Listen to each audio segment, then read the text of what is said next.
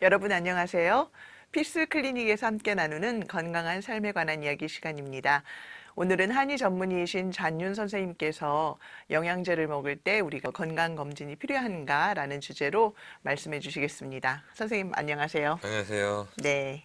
저 오늘 이 주제가 되게 저에게는 궁금했어요, 선생님. 네, 그래서 당연히 우리가 영양제 먹으면 건강검진이 필요하지 건강검진이 안 필요할까라는 그런 궁금증을 가지고 오늘 왔는데 예. 거기에 대해서 속 시원히 말씀을 좀 해주시죠. 비타민과 영양제라고 하는 건 약이 아니거든요. 네. 약의 성격을 띨 수는 있지만 약이 아닙니다. 따라서 우리 몸에서 비타민과 영양제를 복용해야 될 몸 상태가 어떤 검진 상태를 통해서 나올 수 있다라고 생각하는 건 잘못된 생각입니다.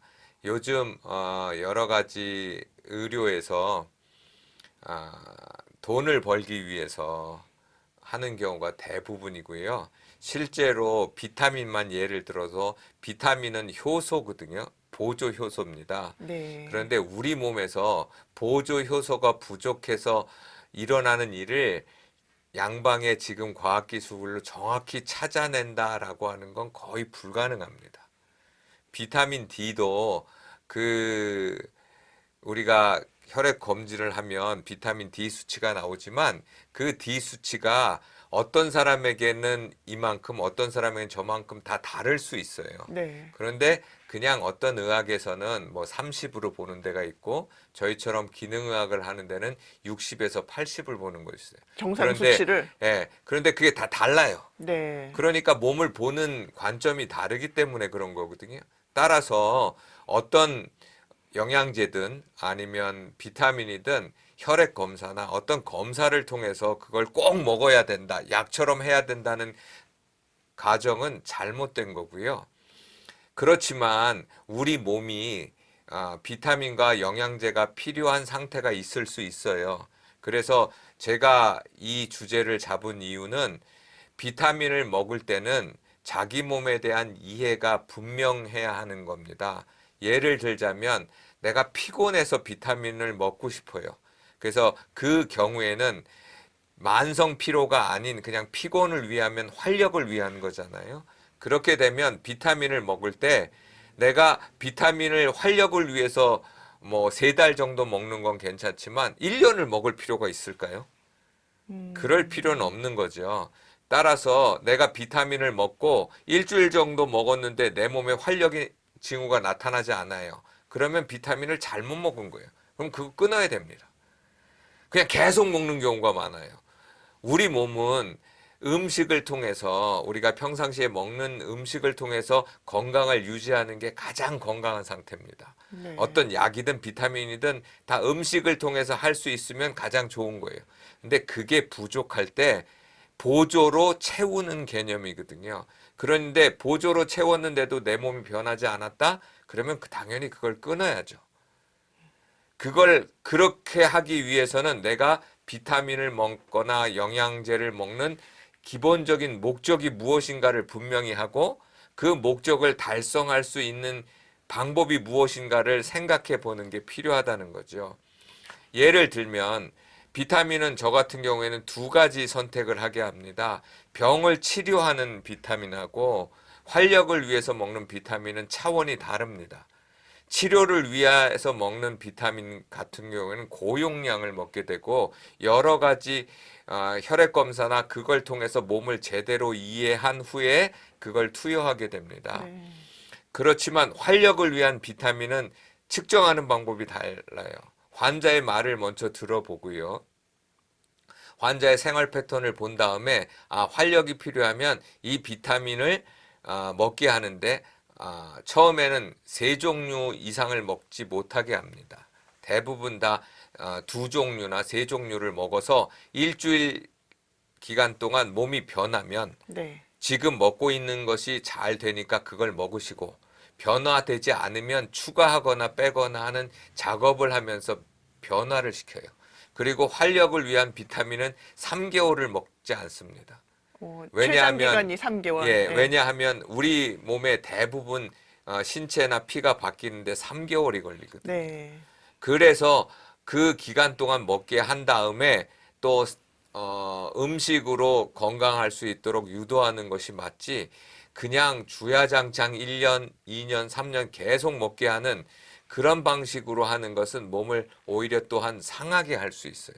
예, 좀 정리가 되는 것 같습니다. 선생님, 그러면 이 비타민, 아까 말씀하신 이 비타민이라고 하는 그 미량의 미네랄을 포함한 모든 그 통칭하는 이 영양제를 어떻게 복용을 해야 될까, 저희가 그 예, 방법 좀 가르쳐 주세요. 기본적인 룰은 첫 번째는 비타민을 먹어야 되는 목표를 설정하는 겁니다. 내가 지금 활력을 위한 건가, 치료를 위한 건가 설정이 돼야 되고요. 그 다음에 두 번째는 활력을 위해서 먹는다면 세 가지를 지키셔야 됩니다. 첫 번째, 아까 말씀드린 것처럼 세 가지 이상의 비타민을 처음부터 드시면 안 됩니다. 우리 몸이 적응하는 기간을 가져야 되거든요. 그리고 3일을 먹었는데도 몸에 아무런 변화가 없다는 건 그 용량이 잘못된 것인지 아니면 종류가 잘못된 것인지 좀 전문가의 조언이 필요하고요. 그 다음에 세 번째는 내 몸이 좋아진다고 하면 나타나는 증상을 내가 못 느낀다면, 나는 뭔가 좋아졌는데 그걸 못 느낀다면 이번 기회에 몸에 대해서 자기가 살펴보는 시간을 갖는 것이 굉장히 필요해요. 특별히 비타민을 먹을 때 물이 많이 먹히면 건강해지는 겁니다. 근데 오, 비타민을 먹는데 아무런 몸에 변화가 없다는 거, 여러 가지가 많은데요. 그것들을 일일이 자기가 적어 놓을 필요가 있어요. 그리고 그걸 통해서 몸을 점검하시고 그 다음에 비타민을 먹는다면 아까 이야기는 3개월 정도, 활력을 위해서는 3개월 정도만 드시면 됩니다. 치료를 위해서 먹는다라고 하면 기본적으로 혈액 검사를 하시는 게 좋고요. 혈액 검사상에 나타난 문제를 의사와 의논하신 다음에 약과 여러 가지를 먹으면서 비타민도 먹었을 때 3개월 단위나 혹은 6개월에 반드시 피 검사를 하셔야 됩니다. 네. 그래서 그 검사상에 어떤 변화가 나타나지 않는다면 먹고 있는 영양제나 비타민은 반드시 바꿔야 됩니다. 특별히 고용량 비타민은 주의해서 먹어야 되는 경우가 되게 많습니다. 왜냐하면 고용량이기 때문에 간과 신장의 수치를 확인하지 않으면 오히려 나빠지는 경우가 있어요. 네. 그리고 고용량 비타민을 먹는 경우에는 시간이 굉장히 중요합니다.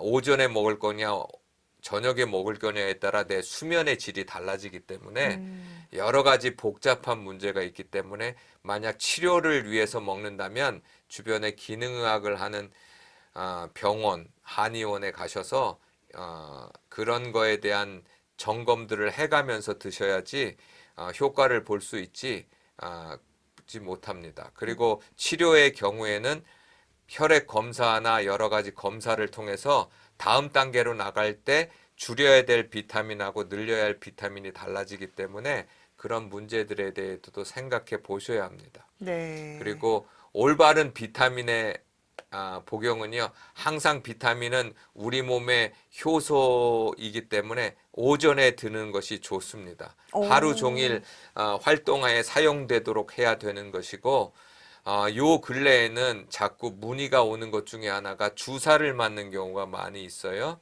될 수 있으면 주사는 맞지 않는 겁니다. 어쩔 수 없어서 전문의의 처방이 있을 때는 가능하지만 본인이 가서 자꾸 주사를 맞겠다고 하는 것은 잘못된 것이고요. 이 이야기를 해주는 이유는 비타민도 마찬가지거든요. 비타민 주사도 우리 몸에 해가 없을 거라고 하는 건 양방 의사들이 자신들이 하는 의학적 관점에서 몸에 들어가서 어떤 부작용이 검사나 어떤 것에 의해서 도출이 되지 않은 것뿐이지 실제로 우리 몸은 하나님이 만들 때 항상 우리 몸에 들어갈 것은 우리 몸 스스로가 선택하도록 되어 있는 겁니다. 사람들이 헷갈리고 있는 것이 있는데 몸에도 지능이 있습니다. 그래서 하나님이 우리에게 주신 몸의 지능은 우리 입을 통해서 들어온 것을 우리 몸의 필요에 따라 우리 몸이 선택하고 그 양을 조절하게 되어 있어요. 이것이 망가지면 바로 병이 발생하는 겁니다. 따라서 비타민을 먹든 어떤 걸 하든 우리 몸의 자연 순리대로 하는 것이 가장 좋고, 그 순리가 망가졌을 때 의학이란 그것을 돕기 위해서 하는 최소한의 방법이지, 그것이 최선의 선택이 돼서는 안 되는 것이고, 최선의 선택은 언제나 음식과 운동을 통해서 우리 몸이 스스로 회복할 수 있도록 하는 것이 가장 좋은 올바른 방법입니다. 네. 선생님 말씀 듣다 보니까 참 많은 부분이 주객이 전도된 삶을 우리가 살고 있는 건 아닌가 하는 그런 생각을 좀 해봤는데, 선생님, 그럼 오늘 마지막 결론은 어떻게 될까요? 말씀해 예, 주세요. 건강이라고 하는 것은 자기가 돌봐야 건강해지는 겁니다. 의사가 책임져 주는 것이 아니고요. 또 기독교인들에게 나타나는 잘못된 현상은 몸과 정신을 분리시키는 겁니다. 이건 잘못된 거고요. 몸과 정신은 하나입니다. 내 몸이 망가지면 내 믿음도 떨어지게 되고 있고요. 내 생각하는 것도 떨어지게 돼 있습니다. 정신과 몸은 하나고, 하나기 때문에 우리가 둘 다 관리해야 하는 겁니다. 내 정신이 올바른지 신앙 점검을 하는 것처럼 몸도 스스로 자기 몸을 점검해 보셔야 합니다. 몸의 곳곳을 만져보셔야 되고, 내 몸의 움직임을 살펴보셔야 되고, 내 몸에서 나오는 배출물이든지 내가 하는 행동에 대해서 몸이 어떻게 느끼는지 자신들이 느껴봐야 하는 것이지, 그런 거 없이 그냥 과학이 발달됐다고 해서 인간이 스스로 느끼는 것보다 더 많은 것을 과학이 해준다는 착각에서 벗어나셔야 합니다. 내 몸을 가장 잘 아는 것은 바로 자기입니다. 따라서 그 자기와의 대화를 통해 하고, 이해가 안 될 때 과학의 도움을 얻어서, 의학의 도움을 얻어서 몸을 고치는 그런 방향으로 갈 때 우리 몸이 건강해지고, 몸이 건강해지면 건강한 생각을 할 수 있게 되고, 그러면 하나님이 주신 수명에서 잘 살 수 있습니다. 30대에 행동한 것을 80대, 90대까지 그대로 행동할 수 있는 것이 건강입니다. 네. 그렇지 못할 때 자기 몸을 살펴보는 것이 가장 좋은 방법이고, 그것을 하는 첫걸음이 비타민과 영양제로 할 수 있는 첫걸음일 뿐입니다. 네. 오늘은 선생님 말씀을 통해서 하나님께서 우리에게 주신 건강을 지키는 일도 하나님을 경외하고 하나님을 사랑하는 우리의 믿음의 정말 중요한 표현이라고 저는 생각이 듭니다. 오늘 이 영상이 여러분들과 저와 또 우리 많은 분들에게 도움이 되셨기를 바라면서 오늘 인사를 드리도록 하겠습니다. 선생님, 예, 감사합니다. 감사합니다.